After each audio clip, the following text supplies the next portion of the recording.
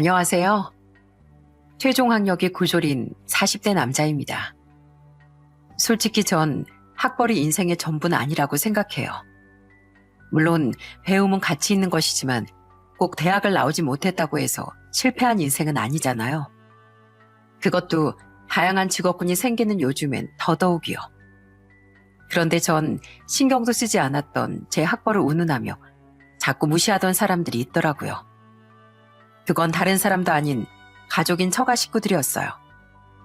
심지어 제 아내란 사람까지 자기 식구들에게 동조한 것도 모자라 제 뒤통수를 쳤었는데요. 결국 그들은 절 무시한 대가를 톡톡히 치르게도 했답니다. 그때 이야기를 지금부터 여러분께 들려드릴게요. 저는 집안 가난한 집에 일남 일녀 중 장남으로 나고 자랐습니다. 성인이 된 전 대학을 가지 않고 돈을 벌기 위해 서울로 상경했어요. 어차피 공부머리도 없었고 공부엔 뜻도 없었거든요. 이후 고향 형의 소개로 동대문에서 옷 나르는 일을 시작했죠. 열심히 돈을 번 전 20대 후반의 나이엔 직접 제 남성복 가게를 차렸어요. 그 바닥에서 일을 하다 보니 자연스레 옷 장사에 대한 꿈이 생겼거든요. 그동안 구른 내공과 인맥이 있어 제 가게는 꽤 안정적으로 자리를 잡았습니다.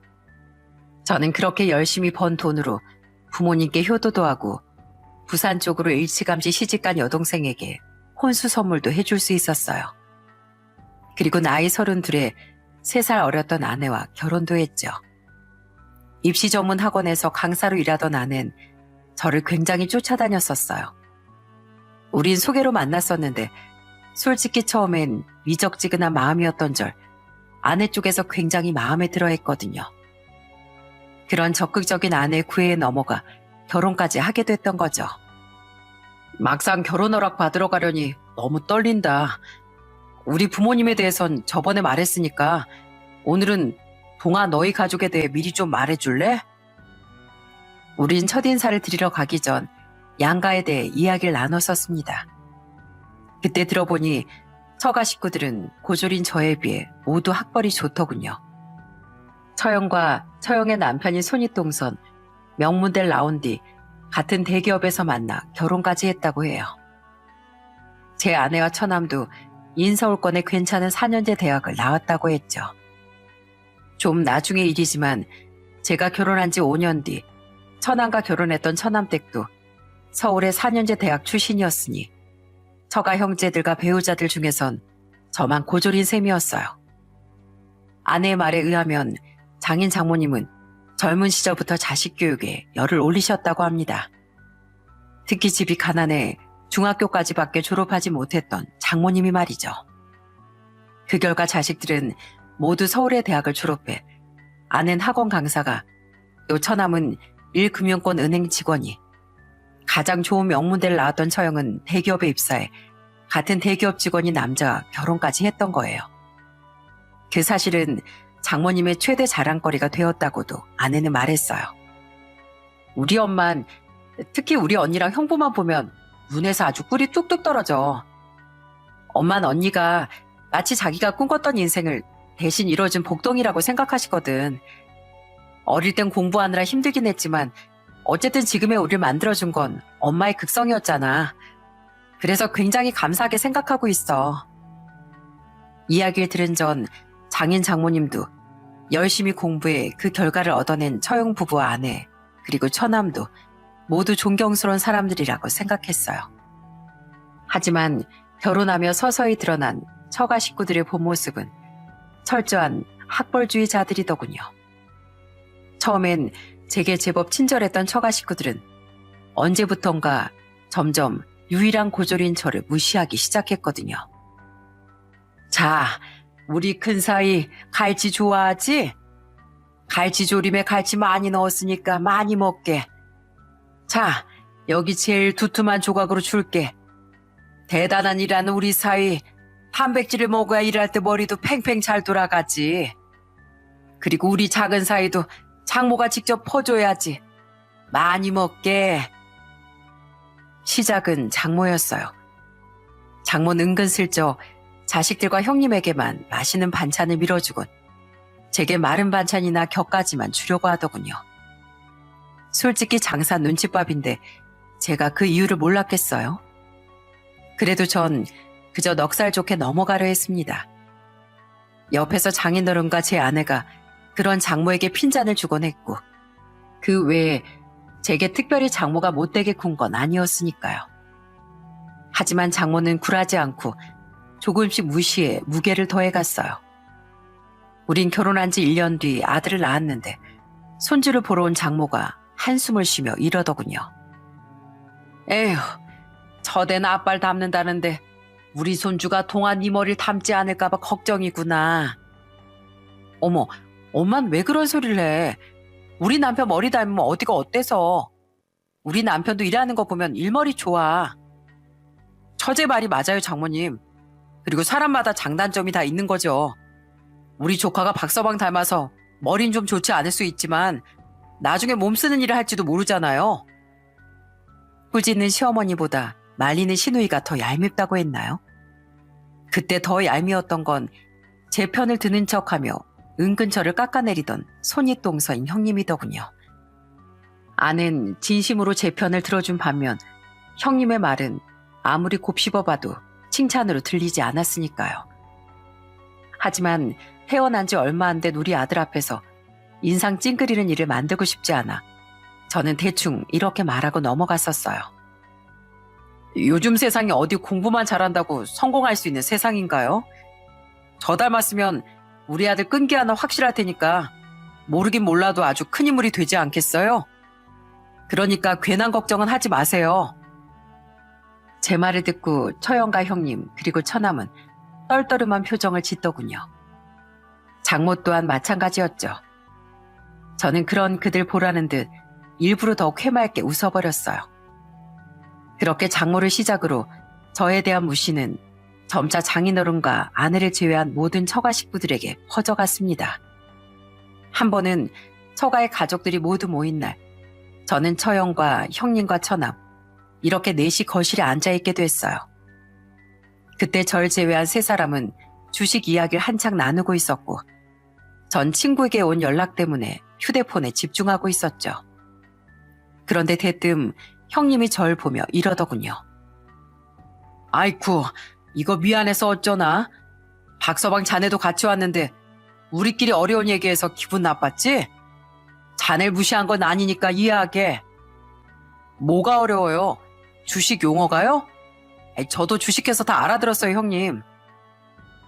고졸이 이런 복잡한 주식도 할 줄 안다고? 형님 무슨 조선시대에서 오셨어요? 대학 안 나온 사람은 아예 까막눈이라고 말하시겠네요. 관심만 있으면 주식이야 요즘 청소년들도 다 할 수 있는 건데요. 그러니까 형님은 고졸인 절 무시하려 일부러 그딴 말을 걸었던 겁니다. 어이가 없더라고요. 저도 거액은 아니지만 소액씩이나마 주식으로 꾸준히 돈을 불리고 있었거든요. 그래서 어이가 없다는 식으로 대답했더니 형님은 웃으며 이렇게 말했어요. 우리 박서방 세상에서 무시 안 당하려고 노력 많이 하고 사는구만.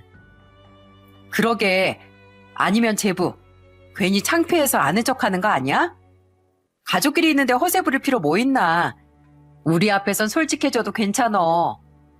맞아요, 매형. 그런 형님의 말에 처형과 처남은 동조하며 웃더군요. 저는 짜증이 나서 그들의 아픈 구석을 쿡 찔러버렸어요. 뭐 주식창이라도 켜서 보여드려요? 저요, 그동안 손해는 웬만하면 본 적 없거든요. 반면에 형님하고 처형하고 처남은 저번에 크게 손실봤다면서요. 처남이 말해준 정보 때문에요. 손익만 보면 제가 세 사람보다 한 수 위인 것 같지 않아요? 제 말에 뼈를 맞은 세 사람은 돌연 표정이 굳어버리더군요. 저는 콧방귀를 끼며 아내가 아들을 재우고 있던 방으로 훌쩍 들어가 버렸죠. 그 외에도 이런 일은 참 많았어요. 그때마다 장모는 그들의 편을 들며 똑같이 절 무시했지만 아내는 항상 제 편을 들며 친정 식구들에게 쏘아 붙이곤 했습니다. 게다가 장인어른 또한 제 편을 들며 제게 미안해하셨기에 전 그래도 집안 행사 같은 날엔 빠지지 않고 처가에 갔어요. 아내가 저희 집 행사에 참여해주듯 저도 아내만큼의 도리는 해야 한다고 생각했으니까요. 하지만 제가 결혼한 지 5년 뒤인 처남이 결혼한 해 오프라인 장사를 접고 온라인 남자 옷 쇼핑몰 사업에 뛰어들며 처가 식구들의 무시는 더 심해져 갔어요. 뭐? 가게를 접고 다시 온라인 쇼핑몰을 시작해 보겠다고? 사실 요새 계속 매출이 떨어져만 갔다고 했잖아. 요즘엔 오프라인보단 온라인 쇼핑이 대세인 시대라서 말이야.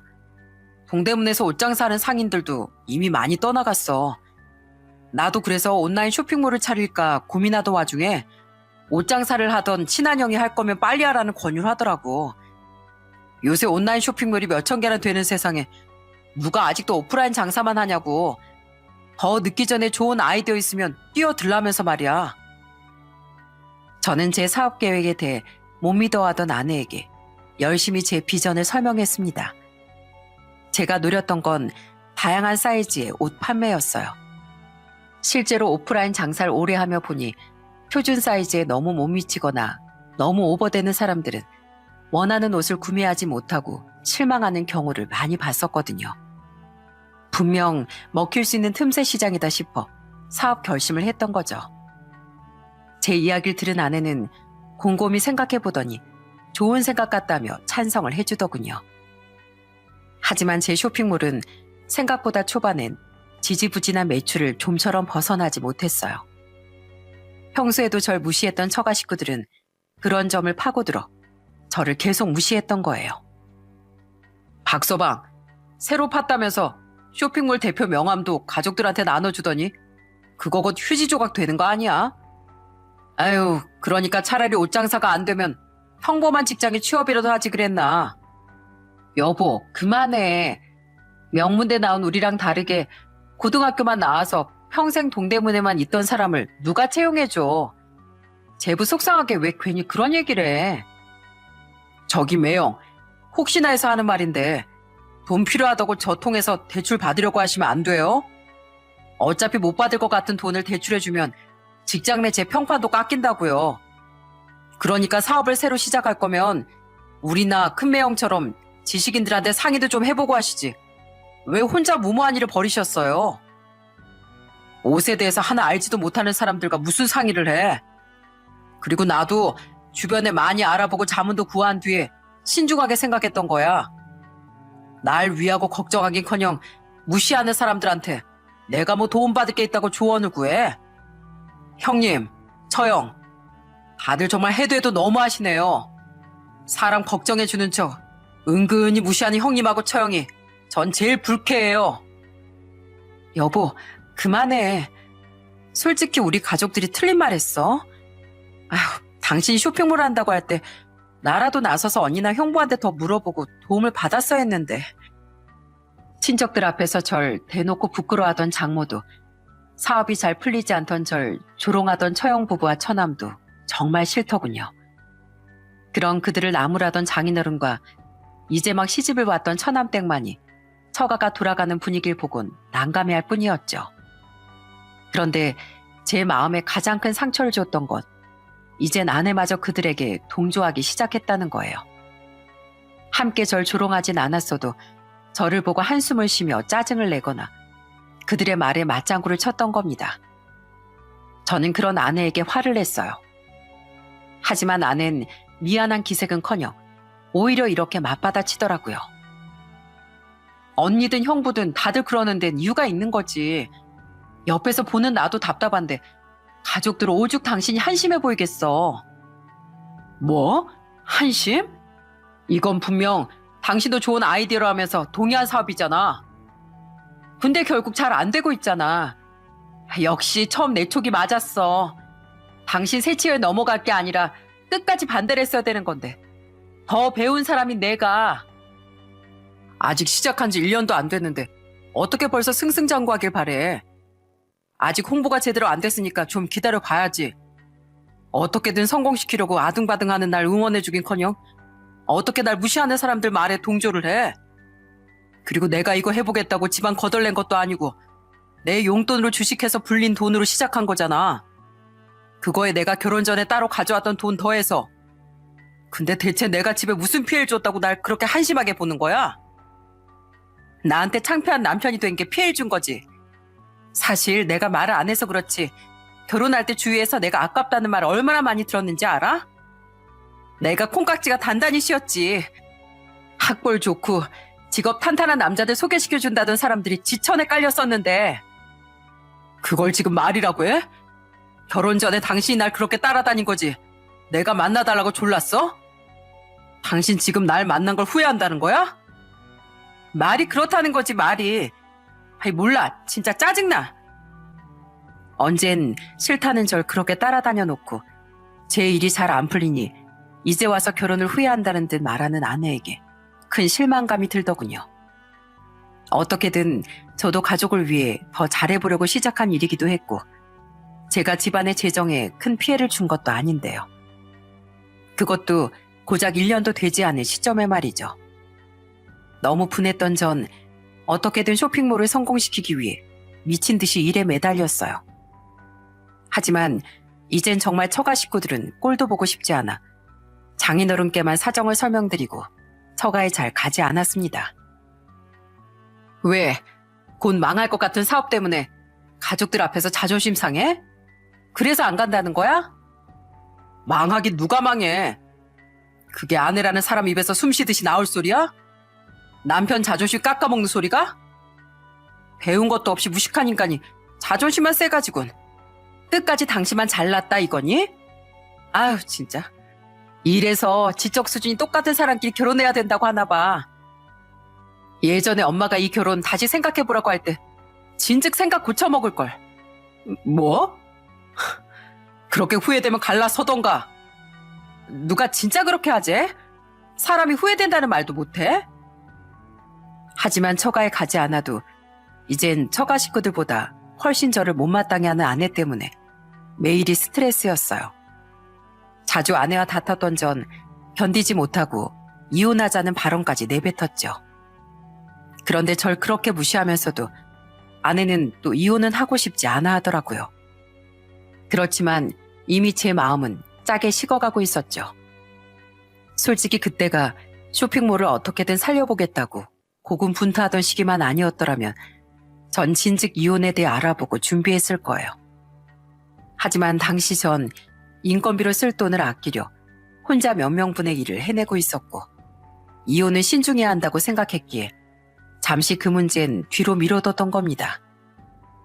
그렇게 사업을 시작한 지 1년이 조금 지났던 어느 날 전 오랜만에 집에 일찍 들어오게 됐어요. 그리곤 아들과 잠시 놀아준 뒤 바로 침대에서 뻗어버렸죠. 며칠간 일을 하느라 잠도 제대로 못 잤었거든요. 그러다 눈을 뜨고 시간을 보니 이미 시간은 밤 10시가 됐더군요. 저는 물을 마시려 살짝 열려있던 안방문을 열고 거실로 나서려고 했습니다. 하지만 거실에서 들려오는 아내의 목소리에 순간 걸음을 멈추고 말았죠. 진짜요? 아싸! 제 남편은 당연히 아무것도 모르죠. 걱정 마세요. 절대 안 들킬 거니까. 네, 감사해요. 아내는 누군가 통화를 하고 있는 것 같더라고요. 그런데 이상했어요. 대체 누구와 통화했기에 제게 들키지 않는다는 말을 해댄답니까? 그때 전 문을 열고 나가 아내에게 물어볼까 잠시 고민했어요. 대체 누구와 무슨 통화를 했었는지요. 하지만 정말 아내가 뭔가 잘못을 하고 있는 거라면 차라리 제가 의심한다는 걸 아내가 모르는 상태여야 제가 알아내기 쉽겠다는 생각이 들더군요. 결국 전 아무것도 모른 척 나가서 물을 마시고 들어왔고 잠시 흠칫했던 아내는 1시간 뒤쯤 잠자리에 들었어요. 뭐야, 언제 잠금 비밀번호를 바꿨어? 패턴도 바꿨네? 전 아내가 깊이 잠들었다는 걸 확인한 뒤 아내의 휴대폰을 뒤져보려 했습니다. 솔직히 이런 사연들을 들어보면 아내의 휴대폰 잠금쯤이야 금세 풀 수 있을 줄 알았어요. 하지만 현실은 쉽지 않더라고요. 우선 아내의 휴대폰은 지문 잠금이 아닌 패턴과 비밀번호 잠금이었습니다. 저는 그 두 가지를 이미 알고 있었는데 당황스럽게도 아내는 두 가지를 모두 진즉 바꿔놨더라고요.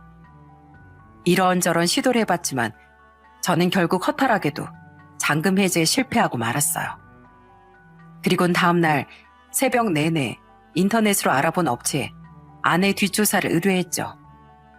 제가 직접 뒤를 받고 싶었지만 너무 바빴으니 차라리 돈을 주고 전문가의 힘을 빌리는 게 최선이라고 생각했거든요. 사장님, 자료 방금 휴대폰으로 보내드렸어요. 확인해 보시죠. 저는 의뢰한 일에 대한 결과를 나흘 뒤인 설 연휴 전날에 받게 됐습니다. 당시 전 설 연휴 전에 처리해 놓을 일들이 많아 사무실에 묶여있다 뒤늦게 처가로 향하던 길이었어요. 저녁 시간에 맞춰서요. 당시에 처형이 일이 있어 시댁에 갔다 명절 당일이나 다음 날에 오기 힘들다며 아예 설 연휴 전날 모이자고 했었거든요. 아내는 아들을 데리고 이미 가 있는 상태였죠. 가기 싫었지만 그래도 명절이니 얼굴은 비추고 오려 처가로 향했던 거예요. 그런데 가는 도중 의뢰한 뒷조사에 대한 결과를 차 안에서 받아보게 된 거죠. 저는 잠시 근처에 차를 멈추고 흥신소 직원이 보내준 자료들을 보게 됐어요. 이게 뭐야? 동네 창피해서 진짜. 그 결과는 충격 그 자체더군요.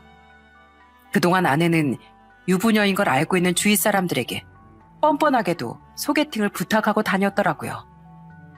당연히 다들 소개해 줄 리는 없었는데 딱 한 사람, 기가 막히게도 아내에게 남자를 소개시켜 준 사람이 있었습니다.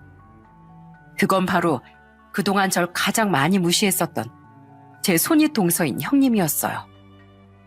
나흘 전 제가 들은 아내의 통화 상대가 바로 형님이었던 거죠. 저는 과거 그놈이 아내에게 짓거렸던 말들을 문득 떠올렸어요. 우리 처제, 뭐가 급해서 이렇게 시집을 빨리 갔어? 내가 처제 소개시켜주려고 주위에 눈여겨 받은 쟁쟁한 신랑 후보감들이 얼마나 많았는데. 대학도 짱짱한 데 나오고 직업도 좋은. 아이, 박서방, 기분 나빠하지 마. 이미 처제를 쟁취한 건 박서방이잖아. 그냥 아쉽다 이거지. 기가 막히지 않습니까? 이 정신 나간 인간이 전에 했던 말을 유부녀인 자기 처제에게 진짜 실현시켜버린 거예요. 심지어 아내가 형님에게 소개받은 남자를 만난 날은 바로 전날이었더라고요.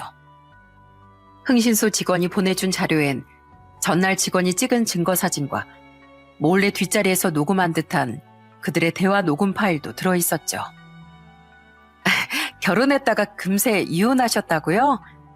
여자 쪽이 너무 별로셨나 보다. 네, 전 결혼해서 아이도 낳고 알콩달콩 사는 게 꿈이었는데 너무 아쉬웠어요. 만약 동아 씨가 이혼하고 절 선택해 주신다면 함께 그런 가정을 꾸려가 보고 싶네요. 돈은 제가 차고 넘치도록 잘 버니까 걱정하지 마시고요. 어머, 정말 듬직하셔라. 아내의 엄청난 콧소리를 듣는데 혐오감이 치밀어 오르더군요. 그리고 다음 자료를 보는 순간 저는 헛웃음을 짓고 말았어요.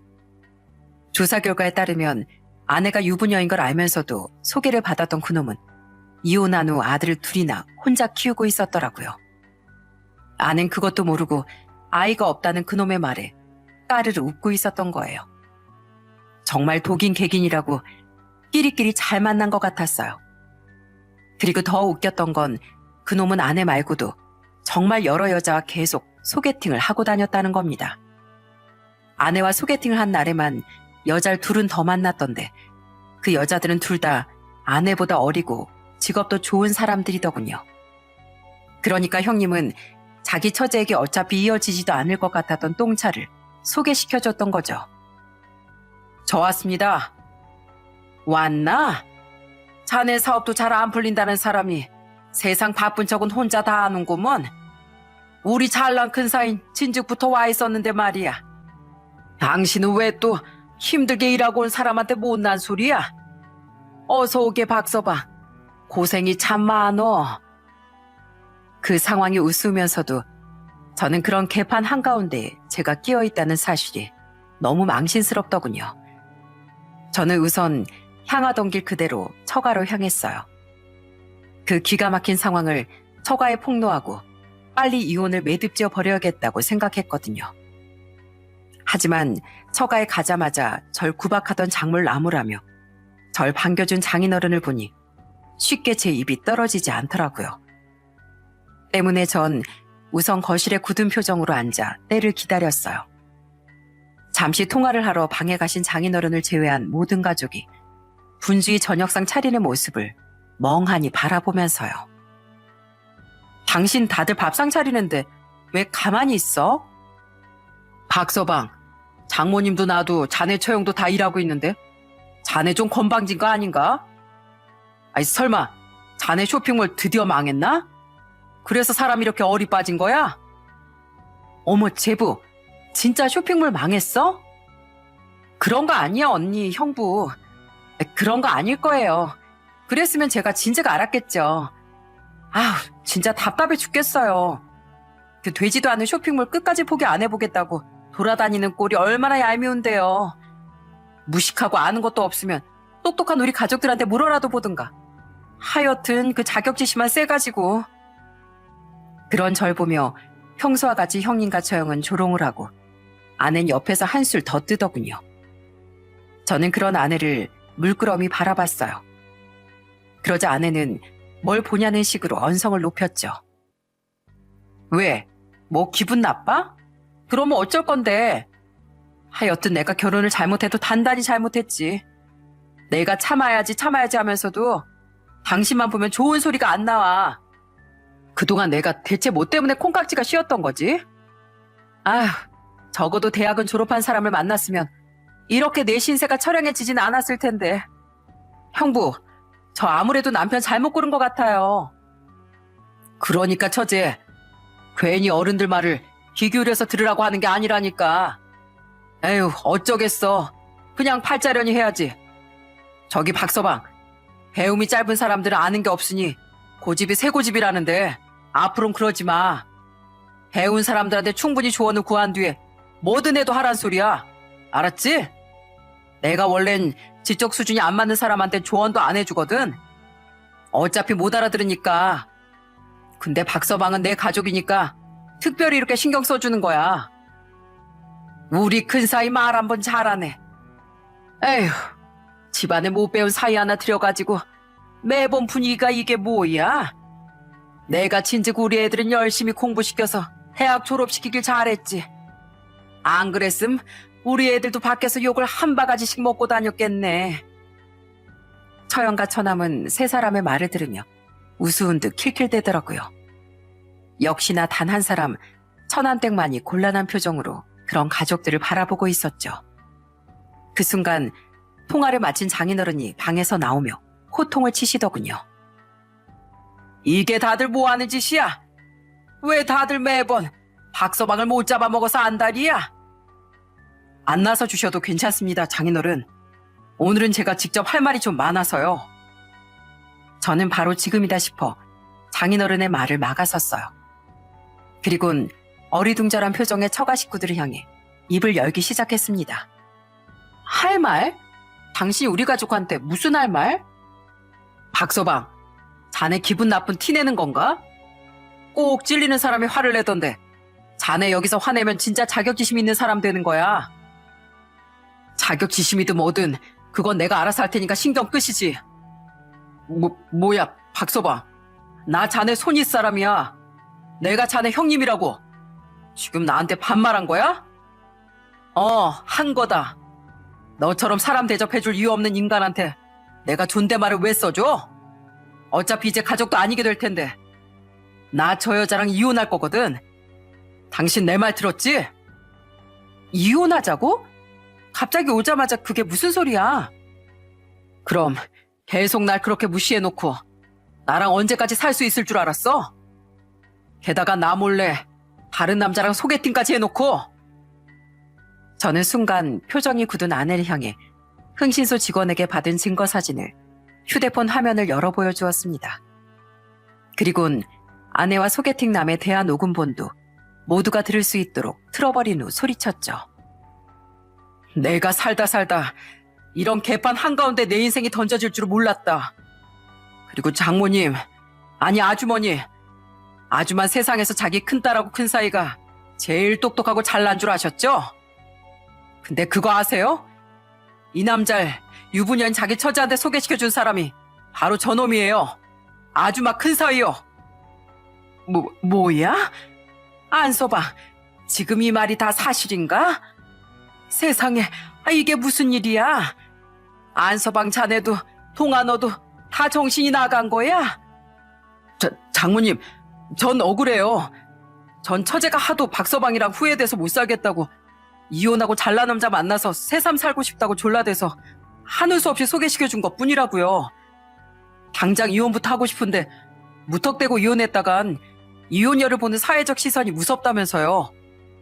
그래서 얼른 재혼할 남자를 찾고 이혼하고 싶다고 울기까지 하길래 마음이 약해졌던 거예요.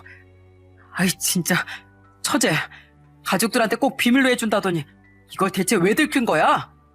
괜히 나까지 욕먹잖아. 미안해요 형부. 난 조심한다고 했는데. 장모는 기함을 하며 자기 큰사위에게 소리치더군요. 그놈은 저딴 말을 변명이랍시고 늘어놓았고 아는 거기다 대고 사과를 하고 있더라고요. 저는 그 한심한 두 연놈을 보며 말을 이었어요. 당신 사과할 거 없어. 당신도 저놈에게 당한 거거든. 그거 알아? 당신이 어제 만난 그 남자 혼자 애를 둘이나 키우고 있었다는 거. 게다가 당신 말고도 어제만 소개팅을 2개는 더 했더라고. 그것도 당신보다 어리고 능력 있는 여자들로. 내가 약이 올라서 이 말 안 해주려다 어차피 당신은 그 남자랑 잘 되지도 못할 것 같아서 말해주는 거야. 아주 잘들 하는 짓이다. 안 그래? 뭐? 애가 딸려 있었다고? 그것도 다른 여자들까지 만났다고? 형부, 이게 대체 무슨 소리예요? 네? 난 남의 애는 못 키우니까 이혼남은 돼도 애 딸린 이혼남은 싫다고 했잖아요. 그래. 기왕 까발려진 거 속 시원하게 말할게. 그 사람 애들 있고 자기 애들 키워줄 여자 찾고 있는 것도 맞아. 근데 솔직히 주제를 모르는 건 처제 아니야? 솔직히 처제가 집안이 빵빵해. 직업이 특출나? 그렇다고 어리거나 예쁜 것도 아닌데다 유부녀기까지 한대. 그런 처제를 조건 좋은 남자들이 왜 만나주냐고. 자기한테 애 있는 거 숨기고 우선 만남 보겠다는 그 사람이나 되니까 처제가 그나마 소개팅을 할 수 있었던 거야. 처제가 만나보고 좋으면 애들 있어도 신경 안 쓸 수도 있겠다 싶어서 우선 소개시켜준 거라고. 심지어 다른 여자들은 그 남자한테 애들이 있는 거 알고서도 소개받는 거라던데. 그 남자 정도면 처제한테 과분한 거 아니야?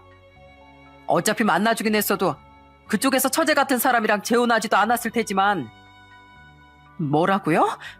형부 여태 날 속으로 그렇게 무시했던 거예요? 야, 그만해. 들어보니까 네 형부 말 하나도 틀린 거 없구만. 왜 성을 내? 애초에 그런 곤란한 부탁을 내 남편한테 왜 해? 아주 아수라장이었습니다. 아내는 자신의 형부와 서로 잡아먹을 듯 싸우고 있었고 처형은 자기 남편 편을 들며 아내를 비난했어요. 처남은 병학을 하고 있는 처남댁 옆에서 어쩔 줄을 모르고 있었고 장인어른은 연신 한숨만 쉬고 계셨죠. 그리고 자식들을 그렇게 자랑스러워하던 장모는 땅바닥에 주저앉아 엉엉 울고 있더라고요. 아이고, 집안꼴 참 잘 돌아간다. 이게 대체 무슨 짓들이야? 저는 그 아수라장 한복판을 비웃음을 띠며 지켜보다 큰 소리로 다시 입을 열었습니다. 더 이상 그런 지저분한 상황에 남아있고 싶지 않아서요. 네, 아줌마. 집안꼴 아주 잘 돌아가네요. 절 고졸이라고 그렇게 무시하시더니 대학까지 졸업시킨 자식 꼬락서니가 어떠세요? 제가 어른의 아픈 구석을 이렇게 건드려도 되나 싶어 참았었지만 이제 마지막이니 솔직히 말씀드릴게요. 아주만 자신도 중졸이고 남편도 고졸이면서 자기 자신은 다른 사람들과 달리 대단한 사람이라고 생각하셨죠? 자식들이 이렇게 잘 키워놨으니까요. 그런데 아줌마가 그렇게 학력은 짧아도 노력하면서 산 것처럼 다른 저학력자들도 충분히 자기 인생을 열심히 살고 있다는 거 왜 모르세요? 그렇게 학력만 중요하게 생각하는 엄마를 보고 자라서 아줌마 자식도 이런 한심한 인간들로 자란 겁니다. 자식들을 진짜 훌륭한 사람으로 키우고 싶었으면 공부가 아닌 인성교육부터 시키셨어야죠. 당신 안 그래도 우리 엄마 속상해 하시는데 왜 그런 말을 해? 당신 가족들은 내가 속상한 거 언제 신경 썼어? 그리고 당신이 제일 나빠. 언젠 내가 그렇게 좋다고 쫓아다니더니 내가 돈을 잘 못 벌게 되자마자 사람이 이렇게 싹 변해? 믿어주고 기다려주지도 않고? 당신만은 다르다고 생각했는데 당신도 당신 형제들이랑 당신 형부란 인간이랑 똑같은 인간이야. 아니? 그보다도 더한 악질이야. 유부녀가 창피한 줄도 모르고 소개팅을 부탁하고 다녀? 내가 진짜 내 인생이 다 부끄러워진다. 내가 당신도 우리 결혼을 박살낸데 한몫한 저 인간도 반드시 사회적으로 박살내버릴 거야. 아니 저기 사회적으로 박살내다니? 박서방, 여보. 그 으름장을 끝으로 저는 아들을 데리고 처가를 나와버렸습니다. 제 으름장에 당황한 듯 아내와 손윗동서가 절 불렀지만 전 아랑곳하지 않았죠. 집으로 돌아온 전 계속 걸려오던 아내의 전화를 무시했어요. 그리곤 다음날 바로 섭외할 수 있는 용달차 업체를 불러 아침이 되자마자 아내의 짐을 싹 빼서 처가로 보내버렸습니다. 저는 짐을 실은 용달차가 출발하자마자 아들과 지방의 부모님 댁으로 향했는데 짐을 받은 건지 아내는 제게 또 전화를 걸더군요. 하지만 그 전화를 끝내 제가 받지 않았더니 세상에 제가 도착한 지 2시간 뒤쯤 저희 부모님 집으로 찾아왔더라고요. 여보, 집에 갔더니 없어서 분명 여기 있을 줄 알았어. 여보, 내가 잘못했어. 어? 대체 날 어떻게 망신 주겠다는 거야? 설마 우리 학원에 알리겠다는 건 아니지? 여보, 이 바닥 좁은 거 알잖아. 그리고 내가 사람들 보는 눈도 엄청 생각하는 거 알잖아. 제발 한 번만 참고 용서해줘. 어? 난 그냥 당신 사업이 잘 안 풀리는 걸 보고 답답하다 보니까 잠깐 나쁜 생각으로 빠졌던 거야. 근데 알잖아. 내가 원래는 얼마나 좋은 아내였는지. 나 진짜 2번 다신 안 그럴게. 어? 내가 5년, 10년도 아니고 꼴랑 1년 몇 개월 정도 힘들었던 건데 그새 못 참고 그것도 유부녀가 소개팅을 했다는 게 말이 되냐? 그걸 나더러 용서하라고? 뭐? 이혼이라고 손가락질 받기 싫어서 이혼부터 하긴 싫고 환승할 남자를 찾았다고? 내가 올해 들은 얘기 중에 가장 탁월했던 개소리다. 당신 가족은 학력으로 날 그렇게 무시했지만 대학을 졸업했으면 뭐래? 사람들 인성이 쓰레긴데. 겉만 번지르르 하지 속은 아주 텅 비다 못해 썩어 빠진 그딴 집안하고 난 2번 다시는 안 엮일 거야. 그러니까 썩 사라져. 우리 아들 앞에서 더 망신당하기 전에. 문을 열어주지 않는데도 아내는 마당에 서서 계속 애원을 해대더군요. 저는 결국 밖으로 나가 아내를 내쫓으려 비난을 퍼부었어요. 그리고 끝내 돌아가지 않던 아내를 기어코 내쫓은 사람은 바로 저희 어머니였습니다. 차가워. 감히 네가 우리 착한 아들 눈에 피눈물이 나게 해? 그래 놓고 어디 겁도 없이 찾아와서 시끄럽게 굴어. 당장 가버려. 어머니는 집에서 받아온 찬물 한 대야를 아내에게 퍼부셨던 거예요. 그 추운 겨울에요. 아버지 또한 그런 어머니 옆에서 도끼 눈을 뜨고 아내를 노려보고 계셨죠. 결국 아내는 추위에 덜덜 떨며 눈엔 뜨거운 눈물을 그렁그렁 매단 채 돌아가야만 했어요. 설 연휴 동안 전 아내의 학원과 그놈의 회사 홈페이지에 민원을 넣어버렸습니다. 그들의 비도덕적인 실체를 적어서요. 바빠 죽겠는데 가서 난리치고 뭐고 할 것도 없이 그거 하나면 충분하다고 생각했거든요. 어차피 집단이란 소문이 빠른 곳이고 이미지를 신경 써야 하는 대기업과 학부모들의 눈과 귀가 쏠려있던 입시학원이니 징계 처분은 확실히 할 테니까요. 그러자 아내와 그놈과 처형은 꼭 이렇게까지 해야 했냐며 제게 비난이 담긴 문자들을 보내더군요. 하지만 저는 그런 그들의 문자를 아주 산뜻하게 무시해버렸죠. 나 잘리게 만드니까 좋아? 이제 속이 후련해? 그래, 기왕 이렇게 된 거 잘 됐네. 어차피 이혼하게 된 거 당당하게 나도 새 인생 살면 되지 뭐. 요즘 이혼녀도 흔한 세상인데 내가 왜 진즉 겁을 집어먹었나 몰라. 이젠 유부녀도 아니니까 나 잘나고 능력 있는 남자 만나서 아주 잘 먹고 잘 살 거야. 그러니까 애는 당신이 데려가. 안타깝게도 그놈은 회사에서 가벼운 징계만 받고 끝이 났지만 아내는 학원에서 잘렸다는군요. 학생들에게 소문이 퍼져 학부모들이 거센 항의를 해서요. 소개를 시켜준 그놈보다 직접 소개를 부탁하고 받기까지 한 아내가 훨씬 악질이었으니 당연한 결과였겠죠. 그 뒤 소문이 퍼져 부인이 되지 않아 결국 서울 외곽의 한 보습학원에 겨우겨우 일자리를 얻게 됐다고 이혼 조정을 위해 만난 자리에서 아내는 신경질적으로 말했습니다. 엄마라는 사람이 자신은 절대 애를 데려가지 않겠다는 말과 함께요. 저는 그런 아내에게 싸늘하게 말했어요. 부모가 돼서 애를 버리겠다는 말이 부끄럽지도 않냐? 그래, 어차피 나도 당신처럼 비도덕적인 여자한테 애 보내줄 생각 없었어. 오늘 합의한 양육비나 이혼하면 꼬박꼬박 보내. 알았어? 그리고 2번 다시 내 눈앞에도 당신이 직접 버린다고 말한 당신 아들 앞에도 나타나지 마. 그렇게 전 이혼을 하며 저를 그렇게 무시했던 처가 식구들과의 인연을 끝냈습니다. 혼인 파탄에 명백한 사유가 있는 아내와 그놈에게 소송을 걸어 위자료도 받아낸 뒤에요. 아내에게 몰라도 그놈에겐 위자료를 받아낼 수 있을까 싶었는데 그동안 혹시 몰라 녹음해놨던 그놈의 무시 어린 말들과 그놈이 아내에게 남자를 소개시켜줬다는 증거를 제출하니 법은 제 편을 들어주더군요. 물론 그로 인해 힘들어하며 정신과 상담을 받았던 제 진료 기록도 함께 제출해서 말입니다. 그렇게 이혼을 하며 제게 전화에 사과를 해준 단 한 사람은 장인어른 뿐이었어요. 정말 미안했네, 박서방. 내가 애초에 마누라도 자식들도 다 잘못 간수했던 게야. 자넨 자네 자체로도 정말 좋고 훌륭한 사람이니 어디서든 꼭 행복하게 살아가게. 이후 전 새 집의 터전을 잡고 아이와 그리고 부모님과 넷이 살기 시작했습니다. 두 분은 혼자 아이를 키울 절 위해 서울 상경행을 택해 주셨죠.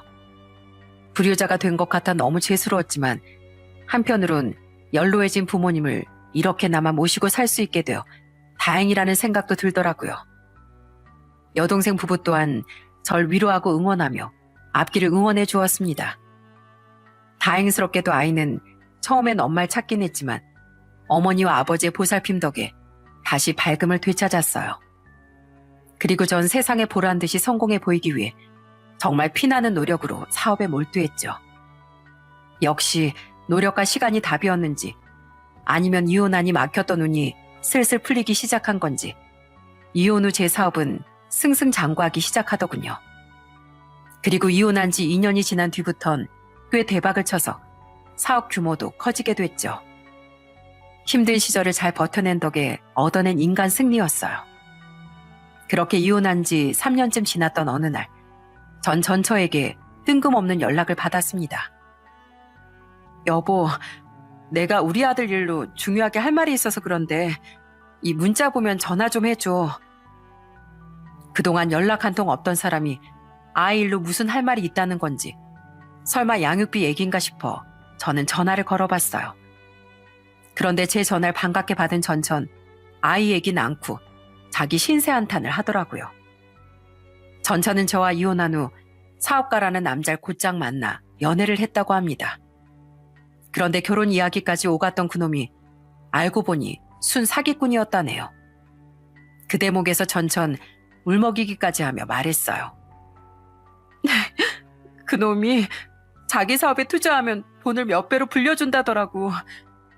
난 그 말을 철석같이 믿고 거의 전 재산을 투자했거든. 심지어 내 얘기를 듣고 우리 언니랑 형부까지 거금을 투자했어. 근데 그놈이 우리 돈을 싹 들고 도망간 거야. 경찰에 신고했는데 여태 못 잡고 앞으로도 못 잡을 것 같아서 미치겠어. 그래서 나 지금의 양육비 보내기도 너무 힘들어. 설마 못 보내겠다는 말을 하지 마. 쪽박 차긴 했어도 당신 언니 부부 여전히 돈 잘 벌 거 아니야? 거기다가 돈 빌려서라도 보내. 아니면 잘난 당신 은행원 동생한테라도 돈 빌려보던가. 언니랑 형부 날 거의 원수처럼 생각해. 게다가 그 둘 사기당한 돈을 주식으로 다시 벌어보겠다고 주식에 너무 과감한 투자를 했다가 완전 빚더미에 앉았어. 그 와중에 회사에서 또 주식 자금 벌어보겠다고 횡령을 하려고 했다나 봐. 근데 그게 시도해보기도 전에 덜밀 잡혀서 그 둘 지금 회사에서 잘리고 신용불량자까지 된 신세야. 그나마 조카 형부네 부모님이 데려가서 돌봐주고 있는데 자기들 인생이 망한 게 다 내 탓이라고 한다니까? 전 처가의 사정은 들을수록 가관이더군요. 심지어 전 처남은 제가 이혼한 지 얼마 뒤 처남댁에게 이혼을 당했다고 해요. 막내 걔도 진짜 웃겨. 올케가 우리 집안처럼 막대 먹은 집안에선 애 없을 때 탈출하는 게 답이라고 했다나 뭐라나.